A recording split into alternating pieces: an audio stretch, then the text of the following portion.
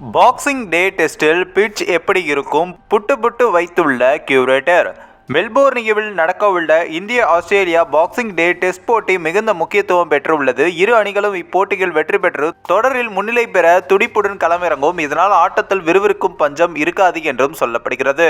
India மற்றும் Australia அணிகளுக்கு இடையேயான 5 போட்டிகள் கொண்ட டெஸ்ட் தொடர் தற்பொழுது 1-1 என சமநிலையில் உள்ளது. இரு அணிகளும் வரலாற்று சிறப்பு வாய்ந்த மெல்போர்ன் கிரிக்கெட் மைதானத்தில் 4வது டெஸ்ட் போட்டியில் களமிறங்க ஆயத்தமான உள்ளனர்.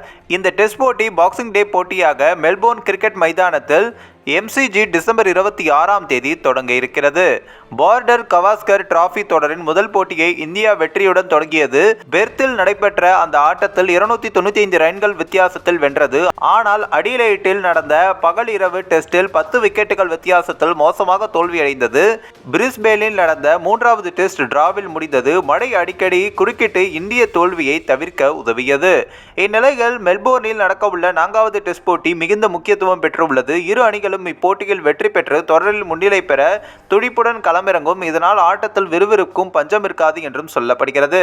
இந்நிலையில் கிரிக்கெட் ரசிகர்கள் அனைவரும் ஆவலுடன் எதிர்பார்க்கும் இந்திய ஆஸ்திரேலியா பாக்ஸிங் டே டெஸ்டில் பிட்ச் எவ்வாறு செயல்படும் என்பதை மெல்போர்ன் கிரிக்கெட் மைதானத்தின் கியூரேட்டர் வெளிப்படுத்தியிருக்கிறார். அதாவது ஆஸ்திரேலியா ஊடகங்களுக்கு பேட்டியளித்த கியூரேட்டர் மேட் பேட்ச், கடந்த 2 ஆண்டுகளாக நாங்கள் செய்த சேவைகள் நாங்கள் மிகவும் மகிழ்ச்சியாக இருந்தோம். இந்த முறை அதை மாற்றுவதற்காக எந்த அவசியமும் இருப்பதாக தெரியவில்லை. இத்தொடரில் இதுவரை 3 சிறந்த ஆடுகளங்களில் 3 அருமையான டெஸ்ட் போட்டிகளை பார்த்து விட்டோம். எனவே எங்களை பொறுத்தவரை இந்த முறையும் பிட்ச் வழக்கம் போலவே இருக்கும் என நினைக்கிறோம் என்றும் அது ஒரு பரபரப்பான போட்டியை உருவாக்கும் என்றும் சொல்லியுள்ளார்.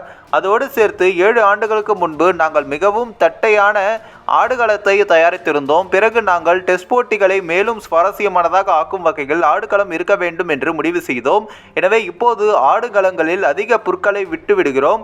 அது பந்து வீச்சாளர்களுக்கு அதிக வாய்ப்புகளை கொடுக்கும். ஆனால் புதிய பந்து மென்மை அடைந்தவுடன் பேட்டிங் செய்ய ஏற்றதாக இருக்கும் என்றும் தெரிவித்துள்ளார். இந்த ஒரு வீடியோ குறித்து உங்களுடைய கருத்துக்களை நீங்க மறக்காம கமெண்ட்ஸ்ல சொல்லுங்க. நம்ம ஏஷியாநெட் நியூஸ் மீடியம் தொடர்ந்து ஃபாலோ பண்ணுங்க.